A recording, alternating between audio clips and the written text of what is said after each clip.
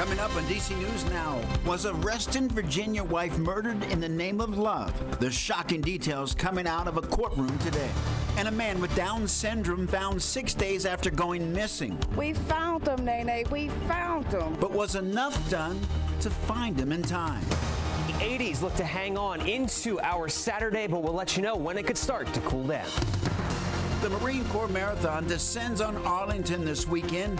Road closures and detours you need to know. Then it's Breast Cancer Awareness Month. Number one risk factor is being a woman. How you can get ahead to keep yourself safe. The station covering all of the DMV. This is DC News Now. And thank you for joining us on this Friday for DC News Now at 4. I'm Mark Hall. Annalisa Gale has the night off. Well, new details and conflicting stories of how a wife was stabbed to death inside of a Reston, Virginia home. And a man who showed up to meet her that morning shot dead. Julia Perez Magalhaes, the family's au pair, is accused of second-degree murder in the shooting death of Ryan Joseph back in February.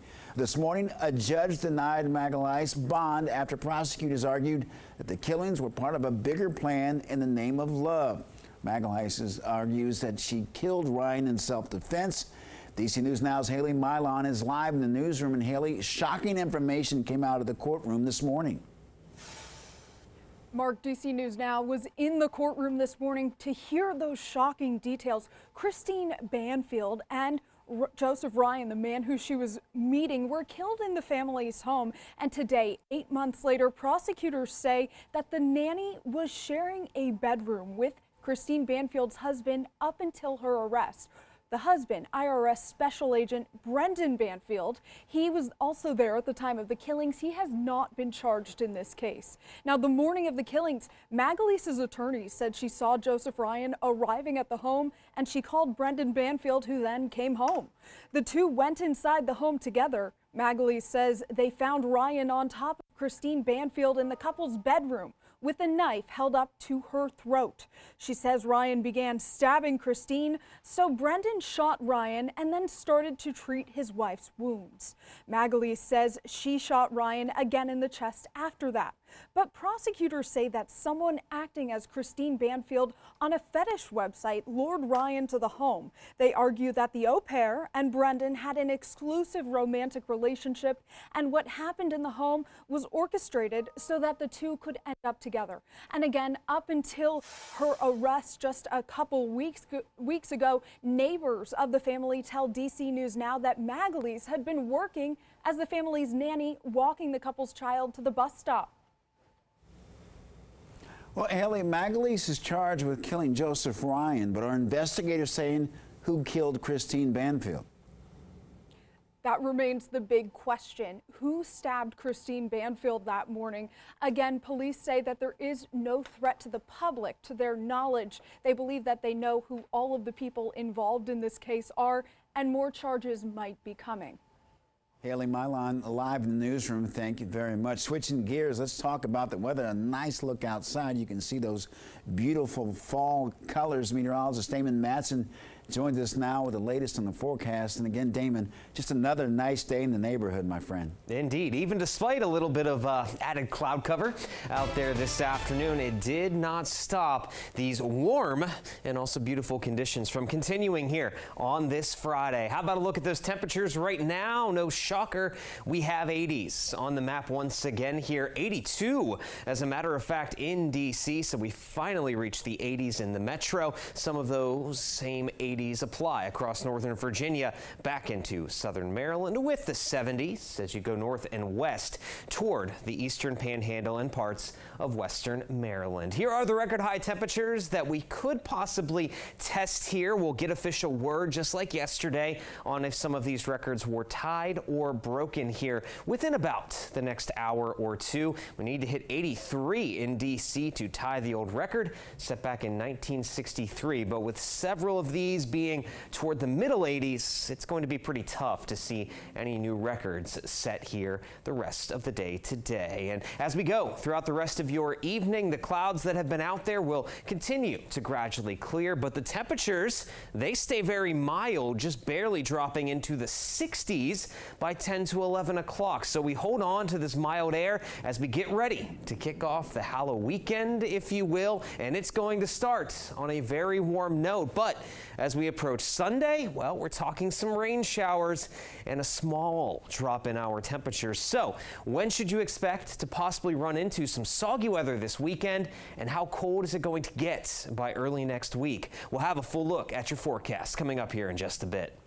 All right, Damon, thank you. This afternoon, a man reported missing in Montgomery County is back home with his family. Rashawn Williams' family tells DC News Now he was found safe after spending nearly a week inside of a dark room at the Glenmont Metro Station. Williams is nonverbal and has Down syndrome. The big question this afternoon, why did it take police so long to find him? Randy Bass is live at the Glenmont Metro Station tonight, retracing Rashawn Williams' steps. Randy. Yeah, that footage that finally led investigators to 31-year-old Rashawn Williams shows him getting off a train here at the Glenmont Metro Station, coming up the escalator, walking through fare gates, through this main hallway here into another area of the Metro Station, where he eventually found his way back downstairs and made his way here to this area of rescue assistance, a door that's unlocked from the outside but locks as soon as you get inside. Police tell us and his family tell us he was inside that room without food or water for 6 days. Thousands of commuters and employees passing by here at the Glenmont Station in that time with no idea that Rashawn was inside. His family members tell us he got on a Metro bus after wandering out of a hotel last Friday. He rode that bus for several dozen stops to Fort Totten Metro, got on a train here to Glenmont. He rode that train for several hours. He finally got off, tried to leave the station, then came back inside where he found that room. Police didn't release the footage of Rashawn getting off that train here at 1 a.m. Saturday until almost 5 days later on Wednesday. Family members tell us that's when new detectives took over the case and found him within 2 days of seeing that footage. Today, his aunt tells me what it was like to finally get the call that her beloved Shawnee boy was found home safe. I said, well, put it on speakerphone so I can speak to Rashawn. And Shawnee boy, I said, hi, Shawnee boy. And he said, hi, Nene. If the footage and stuff was properly sent out like it was supposed to be, this could have went by a whole lot faster. We could have got him a whole lot quicker or sooner than we did. Yeah, at this point, his family tells me after he was found here inside this area of rescue assistance room, he was taken to a local hospital where he was treated for dehydration and, of course, had a nice meal after being trapped in here for 6 days. No food or water. Nobody knew he was inside. His family tells me, though, they're just relieved that he's back in their care tonight. Mark? Well, Randy, any response from police or Metro on the case or why it took so long to find him? Yeah, at this point, I've reached out to Montgomery County Police today. They're not confirming more than what they put in a press release earlier today, which just explains that Rashawn was found here. We learned from the family that this is where he was. As for Metro, they say they'll get back to me and respond at some point, but at this point, no new details to share. His family tells me, though, they're trying not to worry so much about the what ifs and the whys and just be grateful that Rashawn is home safe. Live in Glenmont, I'm Randy Bass, DC News Now. Randy, thank you. D.C. Councilmember Zachary Parker providing an update today on the man who attacked a group of daycare teachers walking their students on Monday. Parker says that the man, Russell Dunkley, is still in custody at the Washington Psychiatric Institute. He says when Dunkley is released, he'll be turned over to D.C. police for his arraignment. The court will decide how Dunkley is detained and supervised during the trial process to determine the best course for the safety of the community. Well, this week, the United Auto Workers Union said that they have reached a tentative deal with Ford. And here in the DMV, there's hope that progress can be made with other manufacturers like GM and Stellantis. In Hagerstown today, Maryland Congressman David Trone spent the morning at the Mack truck plant and along with their picket lines. And in the tentative deal, Ford has agreed to wage hikes of 25% over 4 years. The UAW hopes that other car makers will follow. We are here to make sure that their rights are not violated, that they get a good contract out of everything. They deserve everything that they are asking for.